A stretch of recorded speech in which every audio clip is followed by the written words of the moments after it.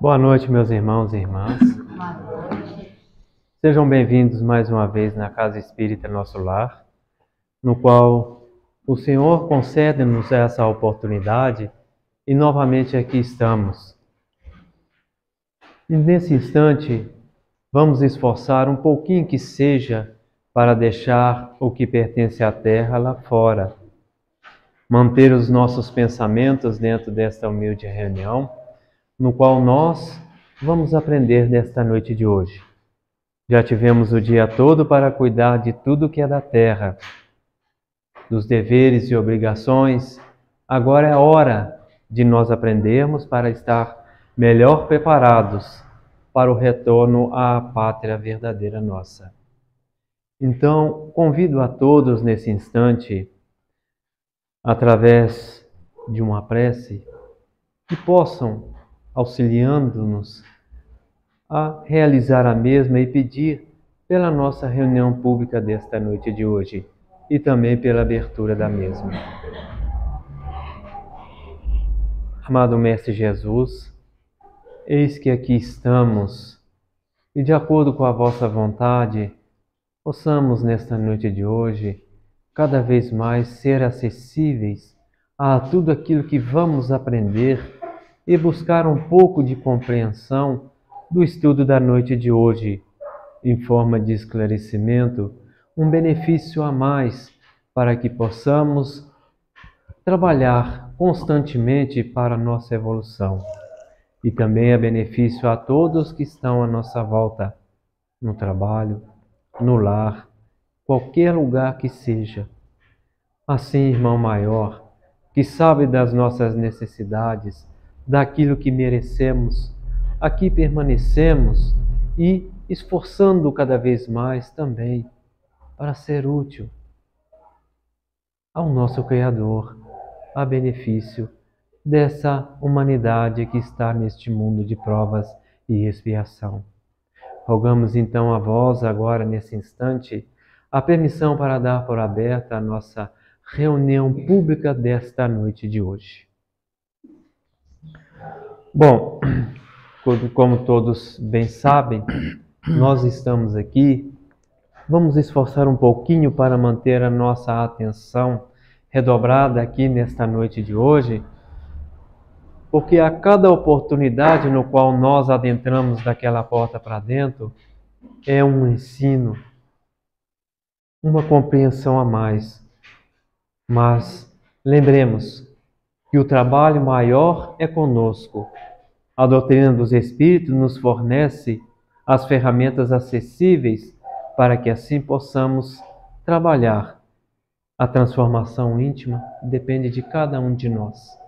Por isso, nós hoje temos aqui a oportunidade do nosso irmão Sidney, que veio de Barbacena, trazer esse estudo da noite de hoje junto com o nosso irmão Ângelo. Que Deus abençoe os irmãos, não é? Que possam passar o melhor possível para cada um de nós nessa noite de hoje. E os irmãos têm a palavra nesse instante. Valeu. Bom. Quer passar o vídeo primeiro? Eu fico aonde? Boa noite a todos. Hoje é um dia legal, porque é um dia para a gente trocar informações, tirar dúvidas, ter novas dúvidas, que é o principal nosso, é criar dúvidas, não esclarecer dúvidas. E nós vamos fazer duas passagens primeiro. Primeiro nós vamos passar um videozinho, e depois o Ângelo vai ler um pedacinho, um trecho do livro do André Luiz. Então vamos passar primeiro o vídeo, depois o Ângelo fica com a palavra. Como é que eu tô? Como é que você acha que eu tô? Tô mal, tô muito mal. Não tô conseguindo fazer nada, tô fraco, uma angústia enorme, um vazio. Tudo que eu faço dá errado, não consigo terminar nada que eu começo a fazer. Eu acho que deve ter um espírito obsessor me perseguindo. Parou. Obsessor, sou eu. Mas você... Calma, Oswaldo, eu só vim aqui bater um papo rapidinho, trégua. Tá? É rápido, fica tranquilo. Mas, cara, o que eu te fiz pra você me perseguir? Isso é uma longa história, deixa pra lá. Eu te matei em outra vida ou alguma coisa assim? Não matou não. Você me destruiu. Você destruiu minha família, morreu de fome por sua causa. Você era um fofo, um amorzinho de pessoa, né? Para de me atormentar, por favor, não aguento mais. Não, aí é que tá. Eu não consigo te atormentar. Quando eu penso em te atormentar, você já se prejudica sozinho. Hã? Eu fico só olhando, porque você é mestre em se dar mal sozinho, não preciso fazer nada. Então para de colocar a culpa em cima de mim de tudo de errado que te acontece, ok? Me deixa em paz, me larga. Quem é o obsessor aqui? Quem é que tá... Mas como assim? Por exemplo, Oswaldo, eu chego aqui de manhã pronto pra te obsidiar. Beleza, hoje vou perturbar o Oswaldo. Mas você já acorda o bicho, mal-humorado. Você já começa destratando tua filha, teu vizinho, o padeiro, o cachorro, o periquito, o papagaio. Oswaldo, eu já tentei fazer uma prece pra ver se alguém ilumina essa tua cabeça, mas nem os benfeitores espirituais conseguem chegar perto de você, porque você é chato. É tão simples, basta você estar na tua, eu chego aqui, te obsidio, vou embora. Acabou. Desculpa. Você atrai uma multidão de obsessor aqui, Oswaldo. Eu que tenho o direito de me vingar, eu tenho que chegar me acotovelando, porque é um monte de capeta que tem aqui dentro. Por sua culpa, você atrai. Oswaldo, bota uma coisa na sua cabeça. Cada palavra de ódio, de rancor, de autopiedade que sai dessa tua boca é uma pedra que você mesmo bota no seu caminho. Eu não tenho nada a ver com isso, entendeu? Vamos ter mais um pouquinho de equilíbrio? Vamos tentar? Um pouquinho para o Tio fazer o trabalho dele, pode ser? Ok?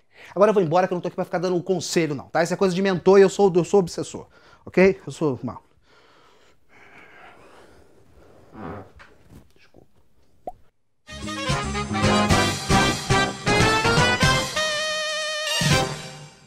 Ai, meu Deus, essa obsessão não me deixa em paz. Meu Deus, eu não sei o que fazer. Eu queria muito compartilhar esses vídeos todos lindos, mas eu não consigo. Eu não consigo nem me inscrever no canal. É muita depressão.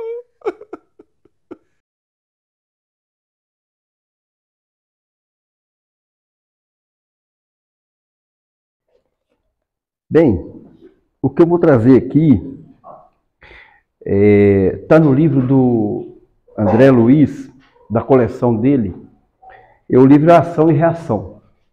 Eu não vou ler o capítulo todo não, porque senão não vai ficar aqui a noite inteira. Mas eu vou ler uma parte, que é uma conversa entre Silas, que é um instrutor de André Luiz, e de um obsessor.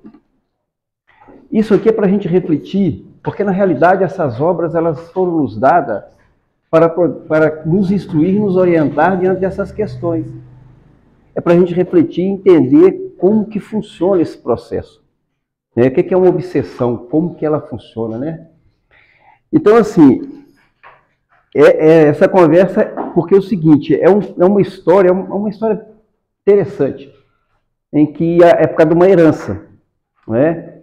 O pai morreu e deixou uma herança para 3 irmãos. Só que o mais velho, ele tirou a vida dos outros 2 irmãos, virou um barco com os 2 embriagados e eles morreram afogados. E por esse motivo desenrolou todo esse processo. Então ele fala o seguinte, ele está vingando no filho dele. Ele fala assim, sim, aprendemos nas escolas de vingadores que todos, olha que ele fala, que todos possuímos, além dos desejos imediatos comuns em qualquer fase da vida, um desejo central, ou tema básico, dos interesses mais íntimos. Por isso, além dos pensamentos vulgares que nos aprisionam à experiência rotineira, emitimos como mais frequência os pensamentos que nascem do desejo central. Ou seja, eles vão trabalhar naqueles desejos centrais que nós temos, nas nossas fraquezas. Olha para você ver. Pensamentos esses que passam a constituir o reflexo dominante de nossa personalidade. Desse modo, é fácil conhecer a natureza de qualquer pessoa, em qualquer plano, por meio das ocupações e posições em que prefira viver. Assim é que crueldade é o reflexo do criminoso, a cobiça é o reflexo do usurário, a maledicência é o reflexo do caluniador, o escárnio é o reflexo do ironista e a irritação é o reflexo do desequilibrado. tanto quanto a elevação moral é o reflexo do santo. Conhecido o reflexo da criatura que nos propomos retificar ou punir, é assim muito fácil superalimentá-la com excitações constantes, robustecendo-lhe os impulsos e os quadros já existentes na imaginação, e criando outros que se lhe superponham, nutrindo-lhe dessa forma a fixação mental. Com esse objetivo, basta algumas diligências para situar no convívio da criatura malfazeja, que precisamos corrigir, entidades outras que se lhe adaptem ao modo de sentir e de ser, quando não possamos por nós mesmos, a falta de tempo, criar as telas que desejamos com vistas ao fim visado, por intermédio de determinação hipnótica. Por semelhante processo, criamos e mantemos facilmente o delírio psíquico, ou a obsessão, que não passa de um estado anormal da mente, subjugada pelo excesso de suas próprias criações, a pressionar o campo sensorial infinitamente crescidas de influência direta ou indireta, de outras mentes desencarnadas ou não, atraídas por seu próprio reflexo. Eles criam imagens, é interessante, porque eles criam imagens e eles conseguem colocar isso na cabeça das pessoas, coisas que não existem. E é por causa dos nossos desejos centrais.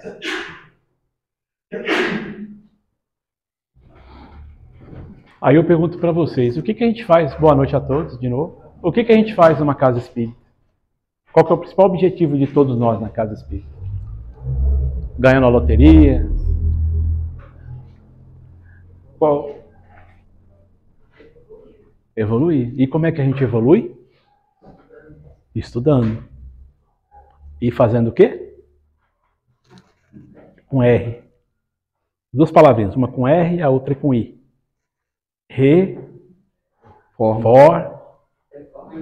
Reforma íntima.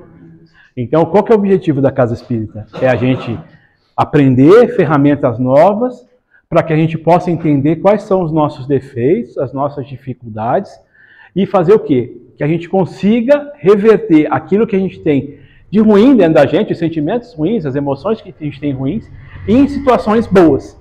Só que aí entra a outra questão que o Ângelo falou que é crucial. Da mesma forma que nós estamos estudando, as pessoas que não gostam da gente, que são nossos inimigos do passado e que querem se vingar da gente de alguma forma, eles procuram ajuda para poderem nos prejudicar também. Ou seja, são duas armas ao mesmo tempo. Só que o que acontece nessa situação? A gente aprendendo, a gente melhorando, a gente nos modificando, eles não vão encontrando as brechas que eles achavam que ia encontrar na gente. E muitas vezes nossos amigos espirituais influenciam essas pessoas e eles acabam sendo encaminhados. Seja quando a gente frequenta uma religião, seja quando nós estamos fazendo uma atividade social, ou então, por exemplo, numa reunião mediúnica, que muitos se manifestam, são encaminhados na reunião por esclarecimento, por orientação. E muitas vezes eles acabam vindo para essas reuniões frustrados. Por que frustrados? Porque eles não conseguiram o intento que eles queriam. Porque eles queriam me derrubar. Não conseguiram me derrubar. Causaram alguns tumultos, porque a vida da gente não é nenhuma de alegrias. A gente sempre tem dores, tristezas, frustrações, situações da vida que às vezes baqueiam a gente. Mas também a gente tem muita coisa boa. Então, assim, por mais que às vezes eles perturbem, por mais que às vezes eles tumultuem, muitas vezes eles não conseguem o intento que eles queriam. Então, a espiritualidade, eles acabam vindo frustrados, revoltados, querendo saber por que eles não estão conseguindo aquilo. E aí os amigos, através das reuniões mediúnicas, ou através do plano espiritual, orientam esses nossos inimigos do passado, esclarecem eles, e eles vão ter uma nova oportunidade, ou aqui na Terra, reencarnando com a gente, na nossa família, ou próximo, ou então, numa nova oportunidade, eles podem também estar reencarnando em outras situações. Porque nós nunca estamos sozinhos. E geralmente o mal nunca é sozinho um com o outro. Geralmente tem outras pessoas envolvidas. Pessoas que estimularam, pessoas que bateram palmas, pessoas que muitas vezes financiaram para que as coisas erradas acontecessem. Então, um monte de gente acaba se envolvendo na confusão. Então, às vezes, aquele inimigo, ele não é só meu inimigo, mas ele tem os cúmplices. Então, às vezes, ele pode, como às vezes eu não estou em condição de recebê-lo, pela minha idade, ou por uma outra condição, às vezes alguma deficiência, a gente não consegue ter essas pessoas na nossa família para reparar o erro, eles podem reparar o erro do quê? De uma outra forma, vindo em famílias próximas, na mesma família muitas vezes, ou vindo em futuras pessoas da nossa família, sogros, noras, genros, sobrinhos, e por aí vai, e a gente vai ter que aprender a conviver com elas no caminhar da nossa vida. Colegas de trabalho, colegas de rua, namorados, namoradas. Então, assim, a vida é uma vida muito ampla, é uma gama muito ampla. Não existe regra para nada. Não existe uma coisa que vai falar, isso vai acontecer com você. Não vai. Porque existem várias variáveis. Da mesma forma que eu posso vir por várias ruas para chegar aqui na Casa Espírita, a nossa vida também existem várias ruas, várias situações que a gente vai tomando durante a nossa vida, as nossas atitudes, que muitas vezes modificam o caminho que a gente tem que tomar.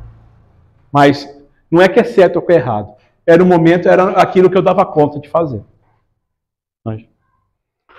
É porque a gente tem que entender que essa questão é uma questão muito séria, né? Porque Kardec fala que 90% ou 99% dos casos de loucura são processo obsessivo. Muitas pessoas que foram internadas na FHEMIG aqui em Barbacena, era processo obsessivo.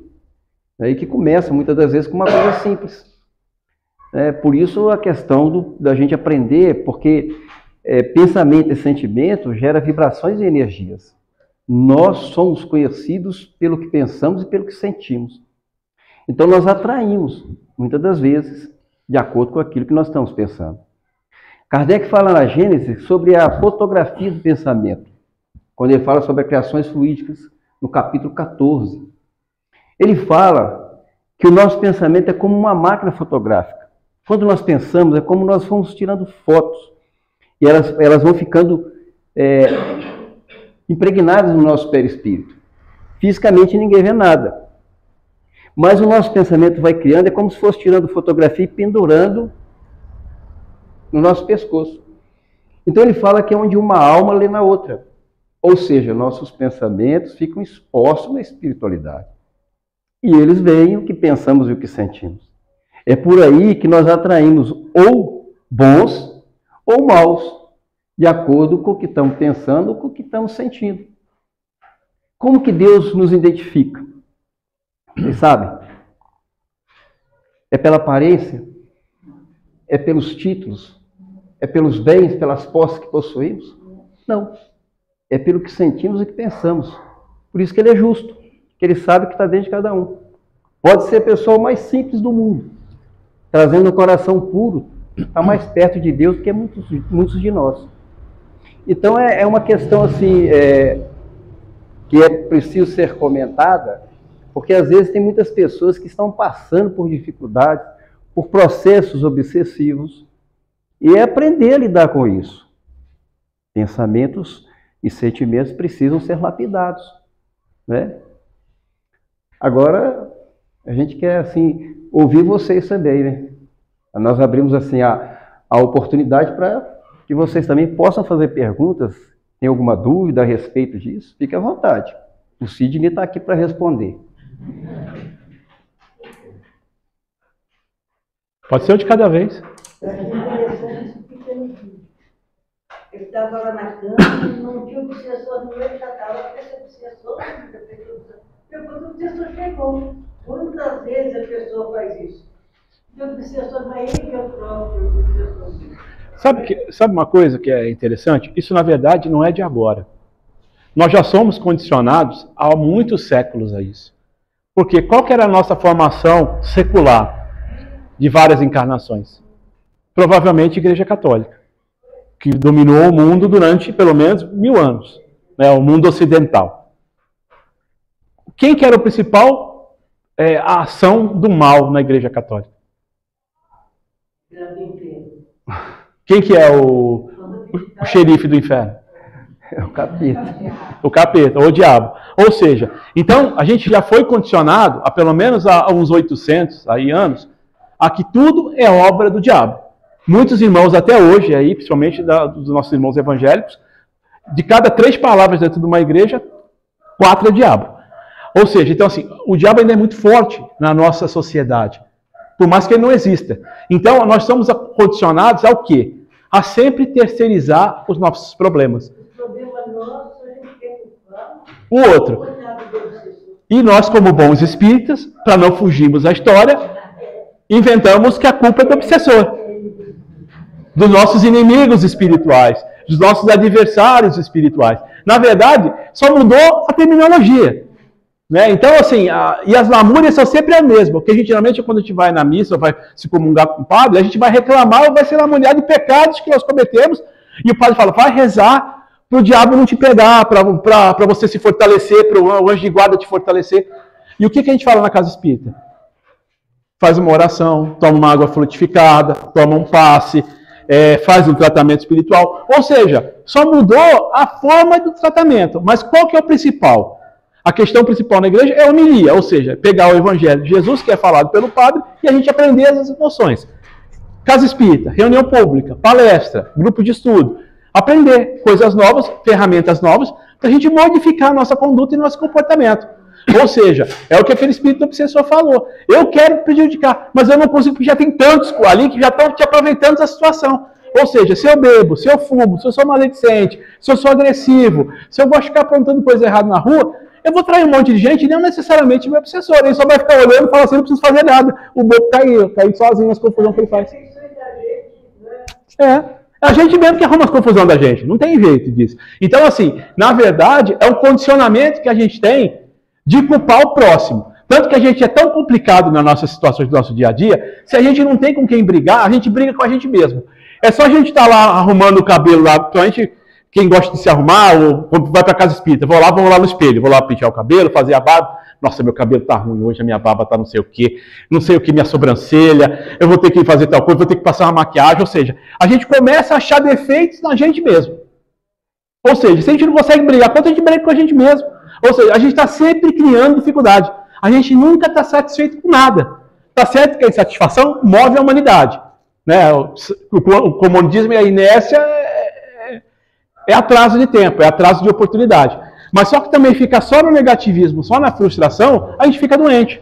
E aí abre as brechas que o Ângelo falou. Por quê? Porque se eu sou muito vaidoso, eles vão atrás da minha vaidade.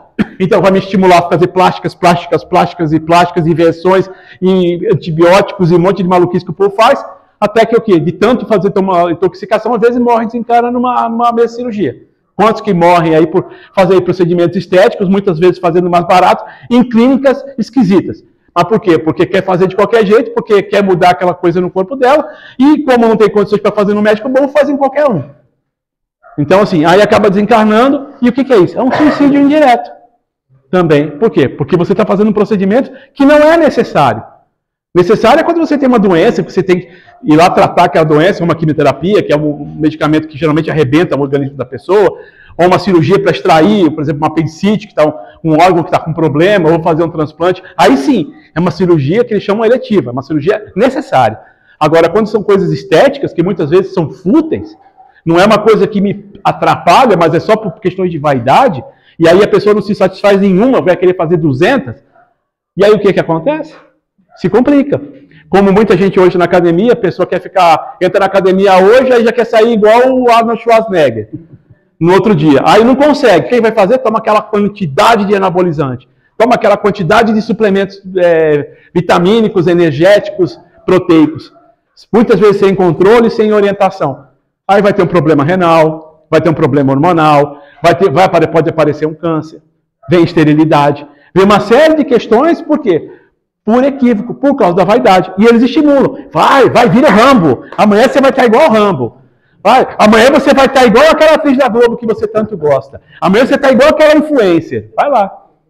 Então, assim, e as pessoas vão se estimulando a fazer aquelas coisas e quebra a cara. Por quê? Porque aquelas pessoas que estão lá fazendo aquilo, muitas vezes elas é uma coisa meio que forjada, uma coisa maquiada para parecer que é aquilo.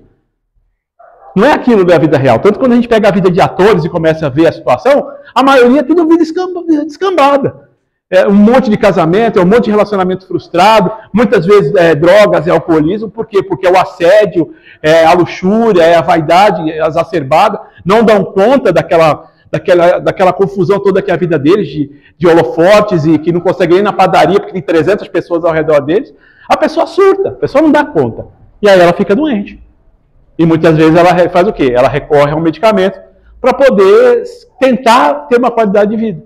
E aí muitas vezes ela acaba se tornando escrava daquilo ou vai aumentando a dose paliativamente. Ou uma dose exacerbada e acaba morrendo de overdose. Quantos atores aí morrem de overdose? Muitas vezes por quê? Para poder tentar dormir ou para tentar ter uma vida um pouco melhor. Porque o assédio, a loucura é tão grande. E quantos dos nossos jovens, quantos de nós gostaríamos de ser igual aos atores, igual a ser jogadores, igual a ter aquelas vidas, teoricamente, de ostentação, de poder e de dinheiro. Mas e o preço que está por trás daquilo? E aí entra o que o Ângelo falou. Esses espíritos que querem nosso mal, eles vão para esses lugares e eles começam a estimular exatamente meu ponto fraco. Então, assim, se eu tenho um ponto fraco na vaidade, ele vai me estimular a vaidade. Só que não vai me estimular sozinho. Ele vai fazer com que eu comece a conviver, eu comece a me relacionar, seja na vida pessoal, seja em redes sociais, com pessoas que têm o mesmo tipo de pensamento. Para quê? Para um retroalimentar o outro. São os grupos sociais.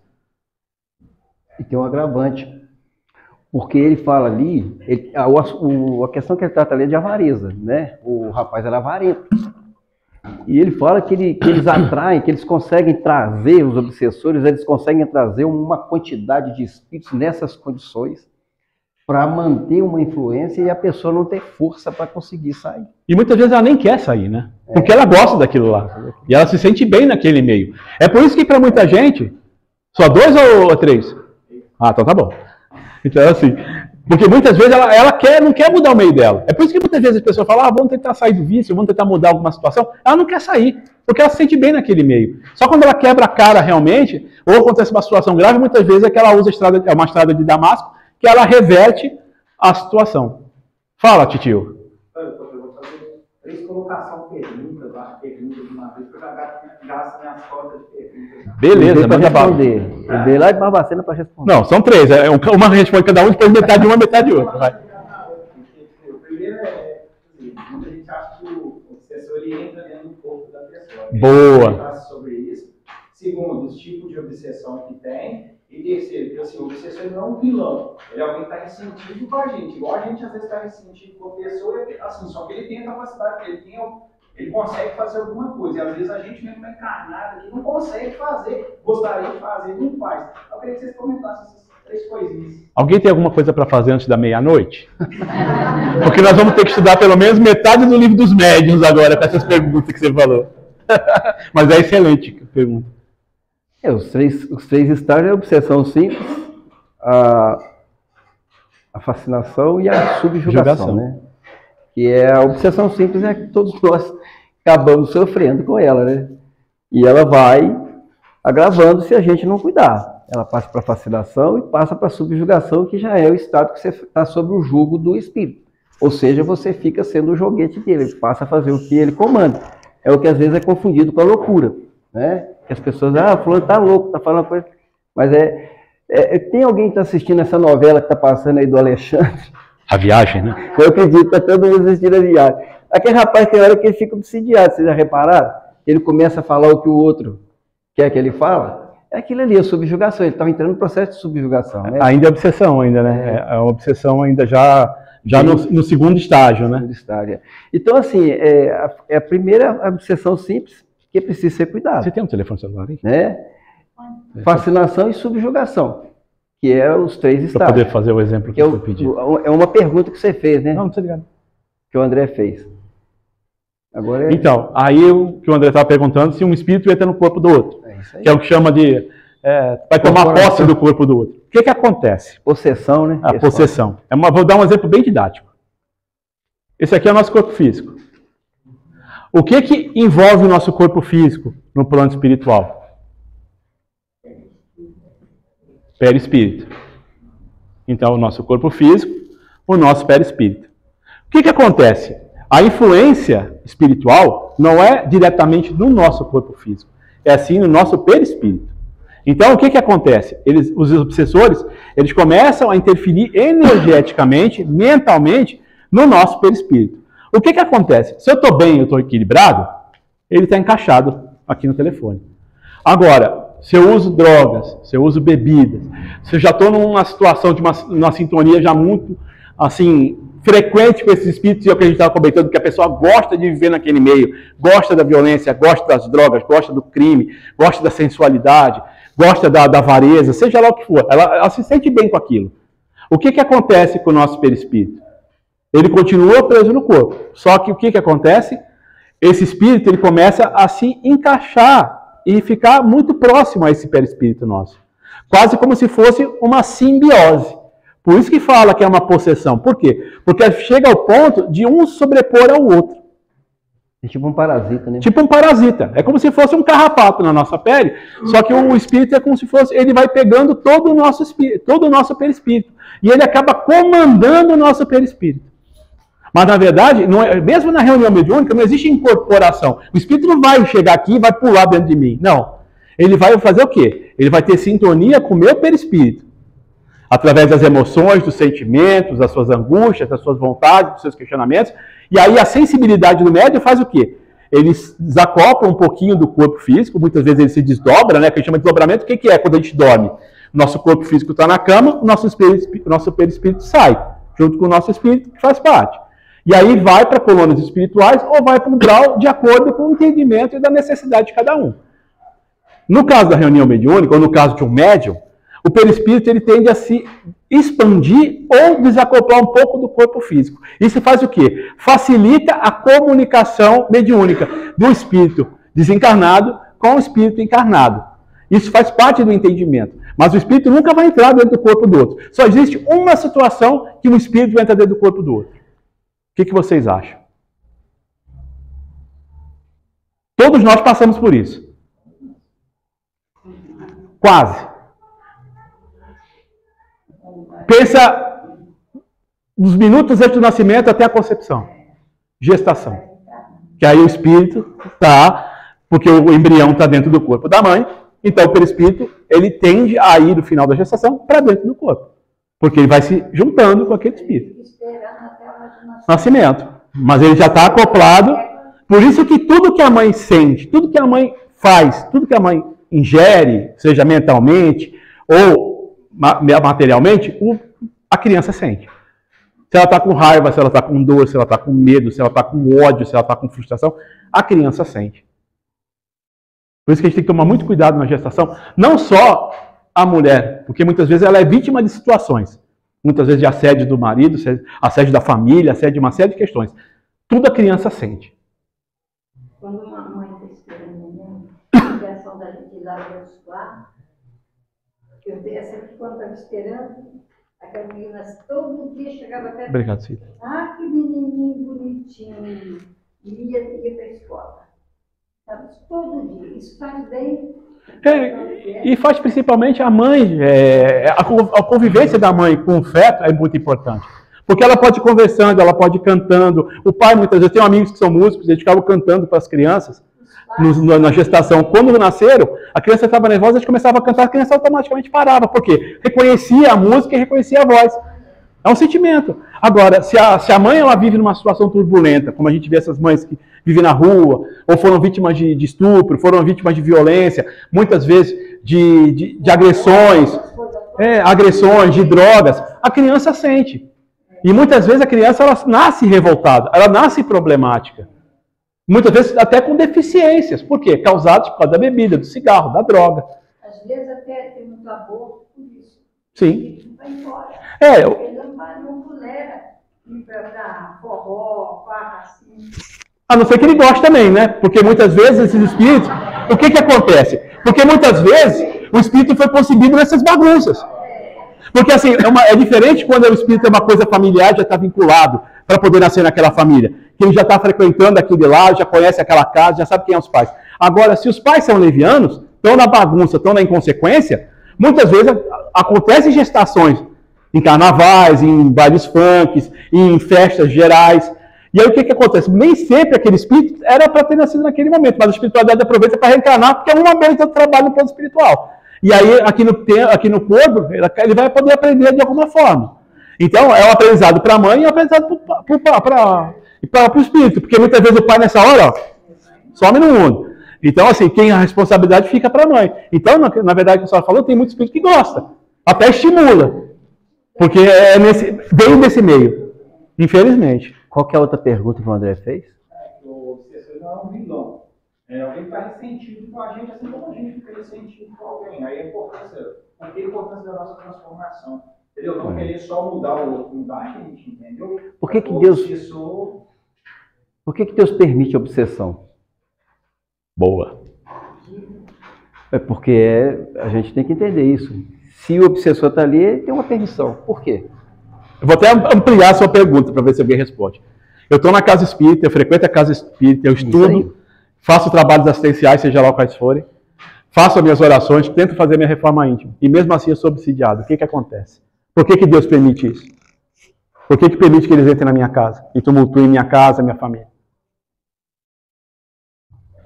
Vá, André, vamos ver se você sabe. É uma promissória ali, né? É uma promissória assinada ali. Luz, o que você acha? Bom, as atenções, né? Pelos sentimentos, pensamentos. Sim. E também, quer falar, André? Fala aí. Então pode. A gente depois... Misericórdia divina. Por quê? Como é que Jesus falava? Só o amor constrói. Então, aonde houver ódio, que eu leve o amor. Então, muitas vezes, aquela pessoa problemática é levada para a nossa casa para a gente poder aprender a amar. Não tem jeito. Porque é só com a convivência que a gente vai aprender a tirar esse ódio, essa mágoa, esse rancor, essa revolta, para transformar em alguma coisa mais positiva. Quantas encarnações forem necessárias, André? É uma forma de fazer com que a gente busque o recurso, né? Porque muitas das vezes a gente está levando uma vida e que a gente não está buscando um crescimento espiritual. Então a gente às vezes angaria um processo obsessivo, ele tem aquela permissão para poder a gente buscar o recurso, para que a gente volte para o caminho, né? E leve ele junto também, porque ele também vai ser beneficiado. Sempre. Porque nós falamos dos 3 processos obsessivos. A questão do que não entra no corpo, o processo é mente a mente, né? É mente a mente. A mente é que é dominada, não é o corpo, é a mente de cada um. Nós fazemos uma ligação. E essa questão do obsessor, que ele não está ali, que você falou, ele está ali porque realmente ele foi atraído. E aí ele tem essa permissão para que a gente realmente busque o que a gente precisa e ajude ele também, né? Então, a gente precisa entender essa questão. Deus permite por esse motivo, né? A misericórdia divina. Se todos nós estamos encarnados, foi pela misericórdia divina.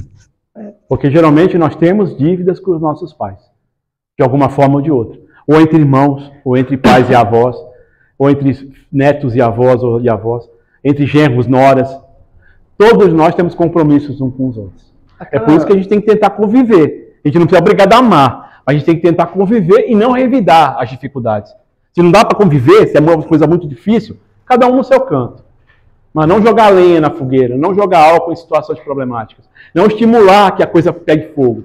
Cada um deixa as coisas se andarem. Não dá para me conviver com a Cida. Então deixa ela viver o mundo dela. Eu vou ver o meu. Agora eu não vou lá estimular para que ela caia. Por quê? Porque aí eu vou ter que voltar de novo para a Cida e às vezes a gente vai ter que voltar numa situação muito mais próxima do que a gente está vivendo hoje. É assim que é a existência. E é assim que é o amor divino. Quantas vezes forem necessárias. Quantas reencarnações forem necessárias. É igual aquela mensagem que tem a ingratidão dos filhos e os laços de família. Né? Quantos filhos que às vezes não se dão com os pais? O que é isso? Né? São inimigos de passado. Eles estão em corpos diferentes, não se identificam fisicamente, mas eles se identificam pelas energias e as vibrações. Olha para a gente ver como que são as coisas. Mas é para que possa haver ali o quê? Uma reconciliação. E aí muitas vezes entra a questão do aborto que a senhora falou. Por quê? Porque muitas vezes o próprio espírito ele se aborta. Porque ele não dá conta de viver. Porque às vezes a prova dele vai ser tão dura que ele prefere fugir da prova. E aí ele tem que ficar mais um tempo no plano espiritual se preparando para reencarnar novamente. Às vezes naquela família ele não dá mais tempo, por causa da idade dos pais, uma série de questões. Ou então alguém desencarna, muda o fator. Mas ele vai ter que vir uma hora de novo e vai ter que enfrentar as consequências dos laços deles. Então muitas vezes ele mesmo pede para abortar. Ele mesmo dá um jeito de fugir da responsabilidade dele. E muitas vezes também, ele é estimulado pelo aborto, mesmo antes do aborto, ele já sabe que vai ser abortado, ele sente que vai ser abortado. Por quê? Porque ele sente a pressão e a angústia da mãe.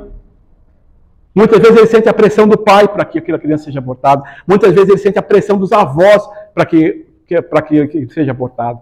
Ele sente as emoções, ele sente as vibrações e a angústia da mãe. Por isso que muitas vezes ele fica com ódio da mãe, por quê? Porque a mãe fez o ato, muitas vezes. E muitas vezes o processo obsessivo se torna complicado, por quê? Porque a mãe sente culpa por ter abortado. Então aí abre uma brecha enorme de culpa, que é uma brecha para obsessão. E aí o espírito aproveita aquela situação para poder obsidiar. Mas muitas vezes não é só a mãe que é culpada, ou não é culpada. Muitas vezes é a família que é responsável por aquilo. Ou porque a pessoa não é da classe social que eu gostaria que meu neto fosse, ou porque o pai ou a mãe daquela criança não tem a conta bancária que eu gostaria que tivesse, ou porque não é de uma família inimiga, ou porque ainda é muito nova, ou por uma série de outras questões. Então, assim, muitas vezes é estimulado. E como o Ângelo falou, no Hospital Colônia, quantas mulheres vieram grávidas, tiveram seus filhos aqui no Hospital Colônia, e depois que nasceram, os filhos foram doados. Porque a família não aceitava ter uma mãe solteira em casa. Eu já vi lá no museu, o dó que a gente dá na gente, a pessoa acaba louca lá. Sim. Porque é expulsa de casa. E trauma, é um trauma muito grande. E graças a Deus, os pais, as mães já aceitam uma filha solteira ser mãe. Ou muitas vezes obriga a filha a ir numa clínica clandestina de aborto, né? Ou paga para algum médico para abortar. Porque quem tem condição financeira ainda faz esse tipo de situação. Aí a pessoa que tem compreensão já não faz isso. Sim, mas é uma pressão muito grande da mãe. Então, assim, lá no nosso trabalho social tem uma menina de 17 anos que ficou grávida, o pai dela, o namorado na época, ainda é, que eles casaram, é traficante.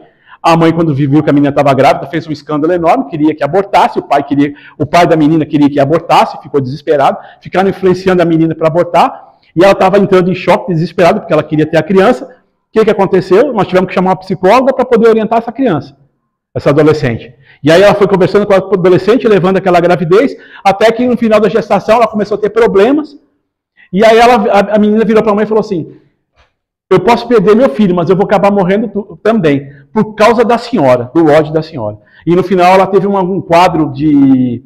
Não foi convulsão, mas eu sei que ela quase entrou em coma.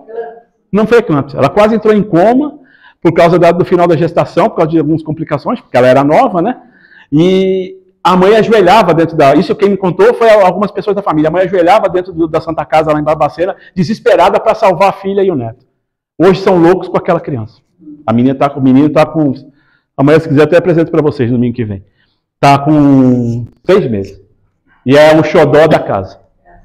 Ou seja, então muitas vezes a própria família faz. Por quê? Porque a mãe também engravidou muito cedo, de um relacionamento extraconjugal, porque o pai dela já era casado, já tinha outros filhos. Ou seja, ela não queria a mesma situação para a filha dela. Só que em vez de orientar, esclarecer, não. Vai para os extremos. Então, ou seja, nada acontece por acaso. Uma situação, ela se repete na nossa família. Por isso que a gente não pode ficar jogando pedra na casa dos outros. Porque a gente não sabe o futuro da gente.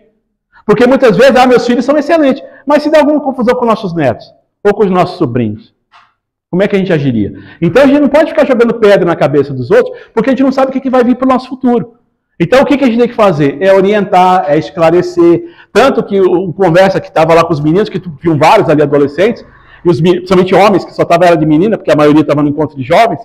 Aí eu falei, isso nós conversamos muito lá em cima com os pais de vocês. Para quê? Para vocês rever a postura e a maneira como eu falo com vocês. Para quê? Para que vocês não repitam os mesmos erros dos seus pais. Então, assim, essa que é a grande importância da evangelização. Essa é a grande importância da evangelização infantil. Essa é a grande importância do estudo, do conhecimento, da mudança de comportamento e de atitude. Porque muitas vezes a minha vida foi complicada. Por situações que a gente vivenciou, por questões que a gente viveu. Só que assim, eu não tenho como proibir que meus descendentes, as pessoas que eu amo, passem pelas mesmas provações que eu passei. Tanto que é muito comum para uma mãe falar para um filho, não põe o dedo na tomada. Aí a criança vai lá, põe o dedo na tomada e toma um choque. Cuidado quando você for andar de bicicleta, não tira a rodinha que você vai cair. A criança vai lá, desaparafusa a rodinha da bicicleta e toma o capote. Aí vem toda realizada. Mas assim, que aquilo faz? Ela se levanta, ela se fortalece e ela cresce. Agora, tem certas situações que a gente já tem que ir orientando as crianças com mais sensibilidade, com mais acuidade. Ou tipo assim, filho, eu não quero que você beba, não fuma. Mas, filho, pega lá na geladeira para mim a cerveja. Acende o cigarro ali para mim. Ou vai lá no bar, pega o cigarro lá pro pai. Filho, vamos lá, vamos, bebe aí, que homem bebe. Só que se aquela criança desencarnou por alcoolismo em outra encarnação. E aí aquela bebida que ela tomou que foi o start para ela voltar a ter a síndrome do alcoolismo. Porque a gente sabe que o alcoolismo não tem cura. Se a pessoa beber, ela volta a beber novamente. Seja nessa encarnação ou em outra. A mesma coisa com drogas. A mesma coisa com qualquer tipo de vício. Seja jogo, seja sexo, seja lá o que for. Se eu tenho tendências ao vício, se eu voltar a ter aquele estímulo com aquele negócio, eu vou voltar novamente. Seja nessa encarnação ou noutra. Muitas vezes, nessa encarnação, a gente está em ambientes diferentes para quê? Para que aquele vício não volte da forma que era. Seja de violência, seja lá do que for. Tanto que a gente vive num país relativamente pacífico. Nós vivemos em cidades relativamente pacíficas. Tem seus crimes, tem suas dificuldades, mas são coisas pontuais. Nós não vivemos em guerra, como no Oriente Médio, na África, que são generalizados. Não, a gente vê coisas pontuais e pessoas pontuais. Não é uma coisa generalizada de sociedade. Então nós temos a oportunidade do quê? De rever conceitos, de rever valores, de rever condutas. Só que depende somente da gente. Porque senão a gente vai ter que ir para o lugar daqueles, porque por afinidade. Quantas pessoas nasceram no Brasil, e na época que estava aquela coisa do Estado Islâmico lá no Oriente Médio, saíram aqui do Brasil, adolescentes, pegaram o avião e foram para o Estado Islâmico, para se alistar lá. Afinidade. Por que tem tanta gente no Brasil que tem afinidade com o nazismo? Afinidade. Por quê? Porque pode ter sido nazista em outra encarnação, nessa veio para o Brasil para poder fugir dessa tendência, como existe muito forte na Europa, mas mesmo assim, ainda internamente, aquilo é tão forte, aquela coisa de se achar superior aos outros, melhor que os outros, que ela externa novamente. Só que o que acontece? Na nossa sociedade, não é permitido. Só que chega na rede social, ela se afiniza. Ela encontra pessoas que pensam como ela. E aí isso é para tudo. Por isso que existem grupos de suicídio na internet, grupos para fazer bomba, grupos para fazer bullying, grupos para poderem fazer encontros sexuais generalizados, que o pessoal chama de suruba. Tem gente que faz para poder vender droga, para comprar droga, para destruir a vida das pessoas, para encontrar, para fazer briga, como torcidas organizadas, geralmente se organizam para poder sair da pancadaria depois de jogos de futebol, ou na estrada, ou em metrôs. Ou seja, são afinidades que cada um tem. Tanto que é só a gente olhar nossas redes sociais, as pessoas que a gente segue, as páginas que a gente segue, os grupos que nós estamos inseridos, a gente já sabe mais ou menos o que nós somos. Os valores que nós temos. São positivos? São negativos? Cada um responde da forma que quer. Mas o que é? Tudo é afinidade. Então, assim, da mesma forma, por isso que nós vivemos num país relativamente pacífico. E por isso que hoje é o berço do Espiritismo. Por quê? Porque aqui se acredita, mesmo em outras religiões, como a católica, tem aquela coisa da reencarnação dentro dela. Tanto que muitas pessoas saíram da Igreja Católica e vieram para o Espiritismo. Por quê? Porque tem uma certa afinidade, tem um certo vínculo. Não tem muita coisa diferente. Agora, por quê? Porque já tem aquilo intrinsecamente, porque nós já reencarnamos várias vezes. E vamos continuar reencarnando. Agora, vai de cada um o comportamento e a conduta. Como que eu vou reencarnar? Como vai ser minha próxima vida? É o que eu estou plantando hoje. É o que eu estou fazendo hoje. Todo dia. Então, dentro disso que você acabou de falar, é correto então a gente afirmar, ou seria correto afirmar, que exista a obsessão de encarnado para encarnado? Sim. Assédio moral. Assédio moral é a obsessão de encarnado para encarnado. Bullying é assédio de encarnado para encarnado. A obsessão ela pode ser de encarnado para desencarnado, desencarnado para encarnado e vice-versa. De encarnado para encarnado e desencarnado para desencarnado. Lá a gente vê nos livros do André Luiz, que nas trevas lá, os obsessores, eles manipulam aqueles espíritos obsessores. Eles colocam obsessores nas casas dos outros. Eles comandam, eles têm um comando muito grande. Encarnado para desencarnado. Sim. A gente fica aqui, mas... Sim. É aquela coisa, por exemplo, morre uma pessoa que a gente gosta muito. Aí a gente fica, por exemplo, vou dar um exemplo, um pai. Pô, pai, pelo amor de Deus, me ajuda a resolver essa situação. Pai, por favor, me ajuda a resolver aquilo ali. Ô, pai, isso aqui. A gente está obsidiando a pessoa que a gente ama. Por quê? Porque a gente quer que ele resolva os nossos problemas. A mesma coisa que eu estava brincando com o diabo, muitas vezes a gente também fica fazendo isso com os desencarnados, para os anjos, para os santos, para os espíritos protetores, para resolver as nossas confusões. Então também a gente tem que também ter o bom senso, que eles também estão encaminhados. Quantas vezes seu filho chega para você, pai, me ajuda a fazer uma coisa, mas agora eu não posso, eu estou atarefado aqui, não tem como eu parar. É a mesma coisa dos espíritos. Eles também têm os compromissos deles. Então é lógico que eles vão poder ajudar, na medida do possível. Mas você não vai fazer tudo o que seu filho quer. Você vai deixar ele caminhar também para poder aprender. Porque faz parte da natureza humana. É isso que nós estamos aqui para aprendizado. Então, eles também pensam da mesma forma que a gente. Só que às vezes é pai. Se ele não tem um entendimento, uma maturidade espiritual, ele acaba voltando aqui para a Terra e se complica. Porque naquele afã de querer ajudar, e muitas vezes ele não tem maturidade, ele não tem entendimento, ele acaba complicando as coisas. Por exemplo, você está passando uma prova difícil porque tem alguém te prejudicando. Aí, de repente, vem uma pessoa familiar, um espírito familiar, não precisa ser um pai, para poder te ajudar. Ele fica com raiva daquela pessoa que está te prejudicando, vai obsediar ela, de raiva, porque ela te prejudicou. Mas dentro das famílias isso acontece também. Todo dia. Às vezes uma mãe, um pai, um irmão com outro irmão, tem aquela questão tão forte dessa perseguição dentro de casa, que um espírito acaba sendo, vamos colocar assim, subjugado. Sim. Por aquele outro. Sim, é o que eu estava falando do assédio moral. Que chamam hoje de pessoas tóxicas, né? Pessoas narcisistas, que humilham, só vivem porque a outra está pisando, porque humilha, domina aquela pessoa. Então, é isso. Isso é uma obsessão. Porque a pessoa só faz aquilo que ela quer. Ela assedia tanto, ela manipula tanto a situação que a pessoa fica totalmente dominada por ela. Isso pode ser um pai, pode ser um marido, pode ser uma esposa, pode ser um irmão. Muitas vezes são um pai ou uma mãe que faz isso com os filhos, ou com um filho específico. Que é muito comum o narcisista ele pegar uma pessoa e aquela pessoa é a vítima da casa. Então, assim, tem essas situações. Só que hoje, você procurar na internet, você consegue entender certas coisas. E o que acontece? Muitas vezes os filhos, principalmente filhos, conseguem se libertar. Apesar da dor, porque é como se fosse um novo parto. Porque você tem que se afastar da pessoa que te pôs no mundo, muitas vezes. De tão mal que ela te faz. Mas você é obrigado para você se libertar para você poder andar. É a mesma coisa num relacionamento tóxico. Muitas vezes você tem que terminar aquele relacionamento para ninguém te matar. Ou para você não matar o outro. Entendeu? Então, assim... Natural. Está sofrendo assédio, acaba se sentindo às vezes culpada por às vezes não ter força, né? E muitas vezes o próprio pessoa que está fazendo o assédio, ela estimula isso em você para você continuar fazendo aquilo que ela quer. E a mesma coisa os espíritos. A única diferença de um espírito para uma pessoa dessa é que você não está vendo. É exatamente igual. Ele vai te estimular aquilo que você tem de dificuldade. Se a culpa é a principal situação, ele vai te estimular para que você fique com culpa. Para quê? Para continuar te dominando. Se é um vício, ele vai continuar que você estimule aquele vício para continuar te dominando.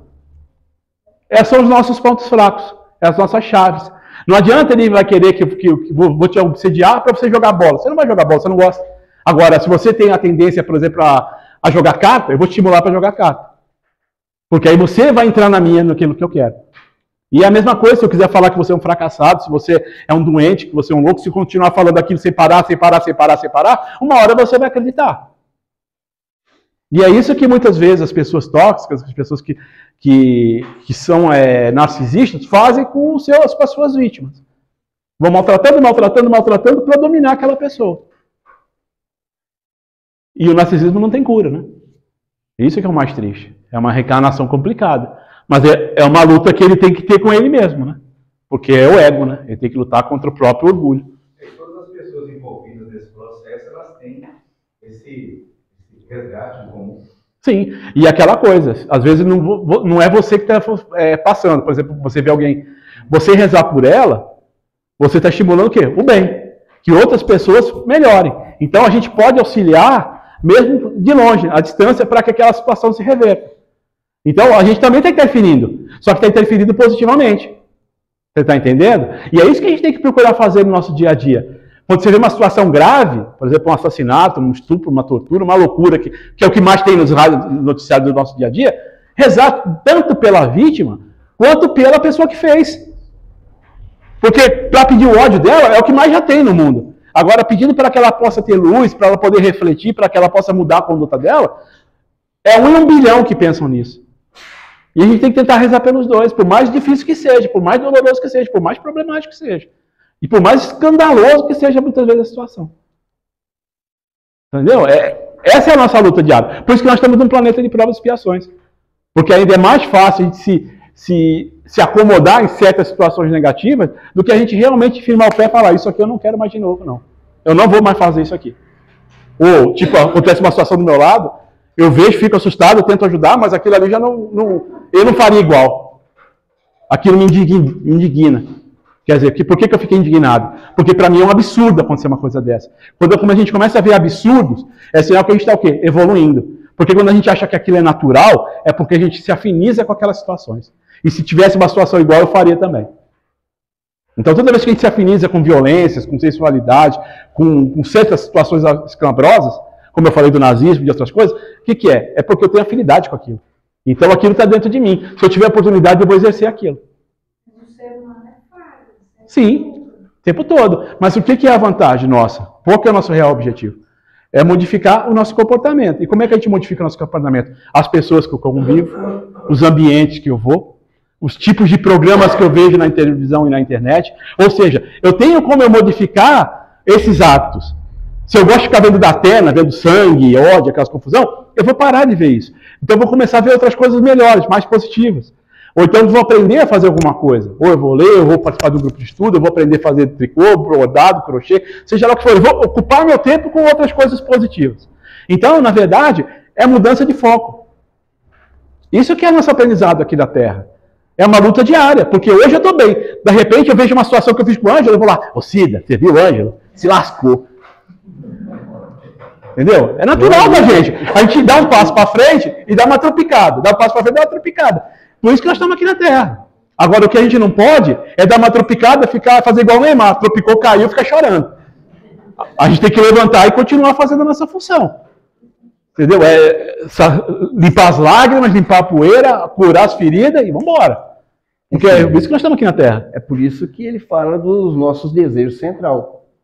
Né? Que eles sabem perfeitamente os pontos bem fracos. E eles vão estimular isso. É por isso que a gente precisa da boa influência. A boa leitura, a boa conversa. Companhias. Né? Companhias. Utilizar sempre a prece. Estar mais perto de Deus, né? Porque, na realidade, a gente vai conseguir o quê? Ter um equilíbrio melhor. Porque como eles conhecem os nossos desejos centrais, eles vão trabalhar em cima disso. E como a gente é fraco naquilo, muitas das vezes eles vão levar a gente a cometer esses atos. Porque raiva, remorso, dor, a gente sente todo dia. Todo dia a gente tem alguma frustração. O que a gente não tem o hábito? De tentar processar essa informação para transformar em alguma coisa boa. É natural do ser humano. Geralmente a gente fica remoendo. Agora, assim, se a gente aproveitasse essa situação de remoer, pegar essa avenida linda que vai até a entrada da cidade, até o Mar Luz, vamos fazer caminhada? Vai parecer as ideias? Chama alguém conhecido? Vamos andar? Porque aí você vai expandindo a cabeça, você vai oxigenando o teu corpo, vai melhorando, vai aparecendo informações positivas. Por quê? Porque você está querendo modificar o ambiente mental que você está. Ou seja, toda vez que a gente está procurando modificar o nosso comportamento, seja aqui dentro, seja em grupos de estudo, seja num exercício físico, seja em uma leitura, seja num vídeo no YouTube, uma palestra, nós estamos tentando modificar. Então, assim, se eu tenho más tendências, se aquelas pessoas com quem ali eu estou convivendo, às vezes até dentro de casa, não tem como você fugir. Às vezes a violência, a maledicência, as confusões estão dentro de casa. Eu não tenho como fugir porque eu tenho que conviver com elas. Mas o que eu posso fazer? Eu posso ter minhas válvulas de escape, meus amigos, os ambientes que eu posso ir. Então, assim, eu fico aqui o que der para mim ficar, o que eu posso ficar aqui. Mas o outro tempo, eu vou fazer outras coisas. Ocupar a minha cabeça de modo saudável. E não ficar lá remoendo, um jogando, tacando fogo no outro, que geralmente nas nossas casas é isso. Porque família é isso. Família é o quê? É o ódio, o amargo, o rancor se transforma em amor. E até que isso aconteça, muitas vezes demora alguns anos. Às vezes muitos anos. Mas uma hora diminui. Às vezes, principalmente, alguns irmãos têm que mudar para muito longe, ou depois casam, cada um que segue seu rumo. Aí as famílias começam a conseguir conviver um pouco mais. Porque vê pouco.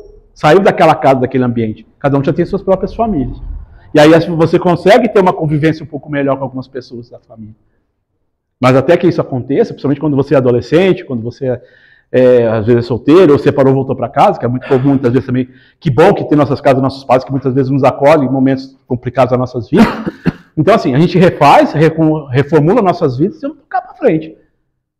Porque muitas vezes a gente não consegue alugar uma casa ou ter uma outra casa para a gente possa morar. Muitas vezes tem que voltar para a casa da família momentaneamente para a gente poder decolar de novo.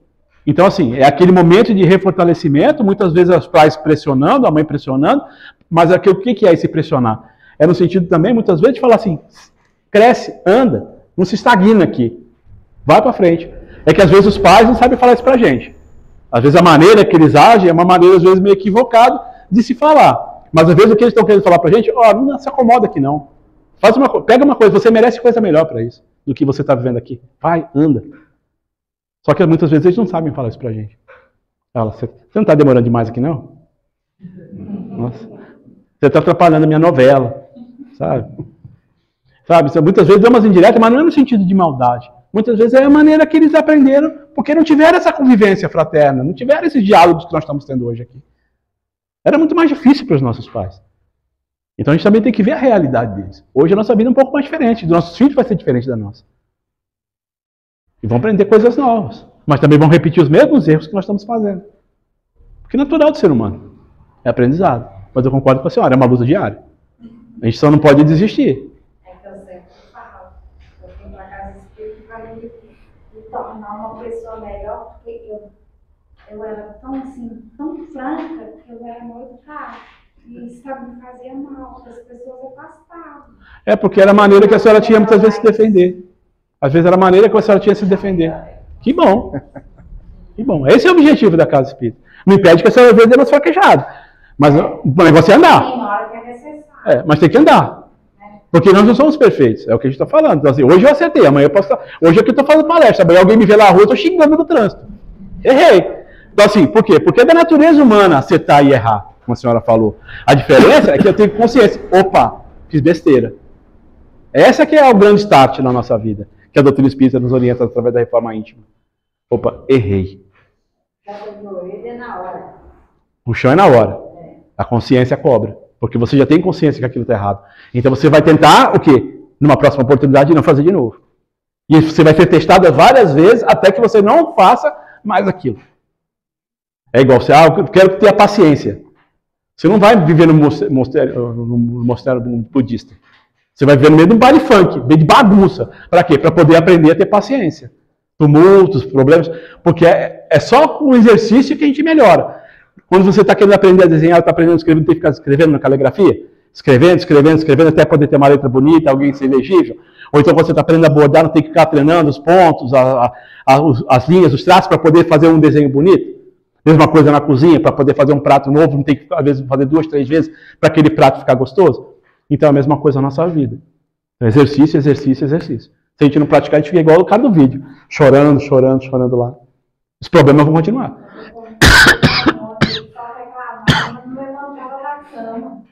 Mas levantou. E aí, olha a diferença agora. E é interessante porque é o seguinte, quanto mais reclama, mais aumenta a intensidade. Porque mais aumenta a influência. Tá? É impressionante. Então é por isso que a gente tem que aprender a não reclamar, né? Tinha um desenho da Hanna-Barbera, talvez você lembre, a gente falava assim, ó a vida, ó azar.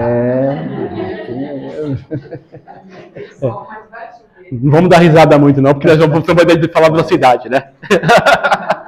Mas, assim, mas é interessante. E a gente faz o nosso dia. Assim. Ai, que sofrimento. Nossa Senhora, caramba. Toda hora a gente está falando essas coisas. Ou seja, é hábito. E a gente tem que tentar modificar isso aí, porque querendo ou não, tá chato mesmo. Nossa, tá horrível. Nossa, continua. Vamos continuar. Ó, o tempo tá cinza. Tá mó sol lindo. Não, mas ó a nuvem, tá cinza. Só vai piorar. Aí, quer dizer, eles estimulam a gente pra gente mudar. E a gente vai. Porque a gente gosta daquele sentimento. A gente gosta de se sentir vítima das coisas. Que é cômodo pra gente ser a vítima. O demônio me tentou, o obsessor me tentou. Meu pai é o problema. Meu marido é o trauma da minha vida, é meu karma. Meu pai e minha mãe são meus karmas. Não, na verdade somos nós mesmos. E se nós estamos vivendo juntos é que nós somos muito parecidos. A gente tem que modificar nossas condutas e nossos comportamentos. E se não está bom naquele emprego, vou tentar procurar um emprego melhor. Se não está bom na casa dos meus pais, eu vou tentar me estimular, me melhorar, me qualificar para não ter que ficar na casa dele por muito tempo. E assim a gente vai caminhando. Porque não adianta ficar na lamúria, as coisas não acontecem. Só vai protelando, prorrogando sofrimento. Hoje a gente pode se dar o luxo. Na geração dos nossos pais, dos nossos avós, era obrigado a conviver naquela casa, naquela família, até desencanar. Às vezes com ódio, com raiva, com uma série de sentimentos. Hoje, felizmente, não tem mais isso.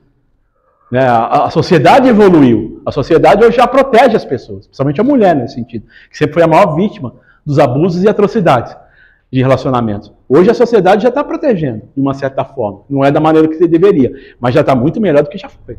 Então, hoje você consegue se reerguer, você consegue se melhorar. Mas vai de cada um. Alguém mais quer fazer alguma pergunta? Pode ser um de cada vez. Está muito Vai barulho, ter não dá passe. para ouvir, não. Pode ficar tranquilo que vai ter passe. Vai acabar na hora certa. Vai acabar na hora certa. 50 anos para cá, eu acho que o mundo melhorou muito. Ainda tem muitos obstáculos, essas guerras, essas coisas assim.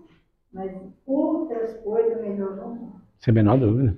Mas tudo vai aprimorando, né? Porque essa questão, igual ele colocou, hoje em dia as leis já protegem a mulher, embora seja ainda mais, é um início que realmente lá na frente isso vai fazer uma diferença muito grande. Talvez no futuro nem precise mais dessas leis. Que é isso que é a evolução da humanidade. É não precisar mais dessas leis, porque a sociedade já entendeu que aquilo é errado. Por que existe a lei? Por que existe o rigor da lei? Por que existe a punição? Porque as pessoas não entenderam e não conseguem conviver sem aquilo. Então precisa da punição. É o castigo que a gente tem dentro de casa. Por que os pais dão castigo na gente? Porque a gente não segue as regras. A hora que a gente conseguir entender as regras, e principalmente a nossa consciência saber o que é certo e o que é errado, eu não vou precisar da lei. Eu vou poder andar normalmente, vivendo normalmente, sem essa preocupação de será que eu estou infringindo a lei ou não? Por quê? Porque eu já sei o que é certo e errado dentro de mim. Tá certo? O que é certo e errado na Idade Média não é mais certo hoje. Porque na Idade Média, qualquer coisa, eu não gostei do ônibus, pego um machado e vou lá e se arrebenta. Hoje não. Hoje já sabe que não é assim que se resolve as coisas. Então, assim, está evoluindo, está melhorando, que a senhora falou. Então, assim, na tendência, no futuro, qualquer coisa que acontecer, desculpa. Ou então eu nem vou pensar, mas o que eu estou pensando em fazer? Por que eu estou pensando isso do anjo?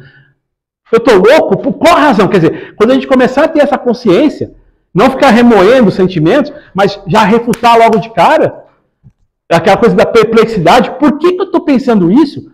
Nós já melhoramos. Seja lá em qualquer quesito. Porque quando a gente começa a se indignar com certas situações, é porque aquilo já não faz parte do meu sentimento. Agora, se de alguma forma, o cara sofreu que se foi linchado, bacana, se eu estivesse lá, faria igual. Sou igual. Não mudei nada. Quer dizer, se eu estivesse lá, eu seria um criminoso igual todos os outros que estavam cometendo o mesmo crime lá. Então, essa é que é a diferença de um do outro. Quando a gente se indigna com a barbárie, seja com a barbárie de um lado ou do outro, ou seja lá qualquer situação que seja mais estrondosa, é porque aquilo ali já não faz mais parte do meu sentimento. Eu sinto mal quando eu vejo uma luta, eu me sinto mal quando eu vejo uma agressão, eu me sinto mal quando eu vejo um programa com muita violência. Quer dizer, porque aquilo já não faz mais parte dentro de mim. Aquilo ali já me incomoda. Então, quando a gente vê essas coisas erradas, e aquilo começar a incomodar a gente, seja lá o que for, é sinal que aquele sentimento a gente já está lutando, a gente já está se libertando dele. Hoje em dia está tendo proteção até para os animais, para os bichos. Sim. Até para os pequenininhos. Porque se a gente se trata igual bicho, por que não ia tratar mal os animais? Se a gente não consegue se respeitar, os animais vão ser respeitados? Não vão. É por isso que precisa de leis também para eles. Porque senão a gente fala... porque senão a mesma atrocidade que a gente faz um com os outros, nós não fazemos com os animais. Porque até 100 anos atrás, a mulher não tinha nem alma. Não era nem considerada ser humano. Para muita gente. Então, assim, imagina um animal nessa história toda. Se nós, seres humanos, ainda somos tratados com barbaridade.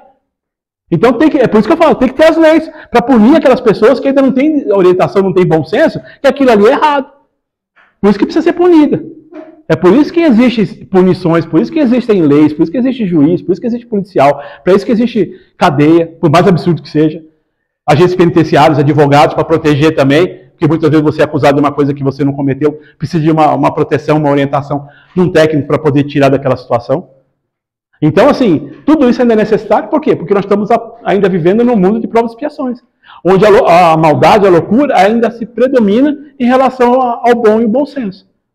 É por isso que a gente ainda tem provas e expiações. Sim, e durante um bom tempo ainda nós vamos ter. Por isso que a gente tem que evitar certos lugares, certos ambientes, certas condições. Porque se eu gosto de jogo, para que eu vou ficar no lugar que tem jogo? Se aquela assistente de agressão, de violência ainda me empolga, eu gosto. Se eu pudesse, estaria brigando na rua, estaria participando de coisas. eu vou evitar certos ambientes. Por quê? Porque aquilo me estimula o mal. Se eu estou vendo um jogo de futebol, eu fico com mais raiva, com mais ódio, porque eu quero pular lá, quebrar a televisão, bater no juiz, bater no jogador, bater na mãe e no pai do jogador. Então, assim, é sinal que eu não gosto do futebol. O que eu gosto é da violência, porque eu quero que seja exatamente do jeito que eu quero. Se não é do meu jeito, eu vou agredir, vou ofender, vou machucar. Então, quer dizer, eu não gosto de futebol. O que é? É meu orgulho ferido, porque uma situação não está de acordo com o que eu quero. Vamos parar. Vamos deixar de assistir. Por quê? Porque aquilo está estimulando o quê? É meu orgulho e minha vaidade. Com bom senso. E se não consegue aceitar, é melhor se não ver. Porque aquilo é um vício. É um vício. Por quê? Porque é a agressividade, a violência. E já pegou algumas pessoas no pulo aí. Pelas risadinhas aí, já o trem foi feio. É sempre assim. Por isso que é bom doutor espírita, né? É um doido para o outro e 4 para a gente aqui, né? Então, assim, é bom demais. Mas, vai com você, Anjo. Já falei demais hoje. Eu acredito que deu para entender, deu, pessoal. Tranquilo? Era isso, então. Gostaria de agradecer, né? A boa vontade de vocês, pela paciência, pelas perguntas, né? Do homem do sapato branco, TV Tupi. Então, assim, a gente só agradece essas oportunidades e, de vez em quando, a gente vai fazendo isso, né, Cida? Essas trocas. E aproveita os grupos de estudo, aproveita as oportunidades de convivência aqui na casa, nas oportunidades de se encontrar na rua, ou numa caminhada que, às vezes, algumas pessoas fazem juntos. E trocar as ideias, trocar as informações, dica de livro, ou uma história que aquilo que você leu e que você gostou, um vídeo que você viu e você gostou e comentar. Quer dizer, começar a compartilhar coisas boas também. Estimular coisas boas na vida dos outros. E aproveite os recursos que Deus nos deu. Não é? Quando Ele promete o Consolador prometido, é justamente para trazer para nós esses entendimentos, para que a gente compreenda essas coisas. E está tudo aí nas obras. Tem mais de 400 livros do Chico, mais de 200 do Divaldo, fora as obras básicas, que traz toda essa informação para a gente, todo esse conhecimento.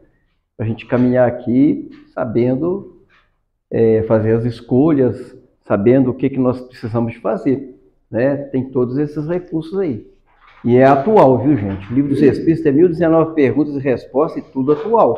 E a gente tem estudado o Livro dos Espíritos aí, pergunta feita há 160 anos, parece que ela foi feita agora. Então aproveite aí os recursos. Nós vamos e voltamos e as perguntas sempre... Você vê, um videozinho de 2 minutos, olha o tempo que nós ficamos discutindo aqui, né? Não, isso aí dá seminário.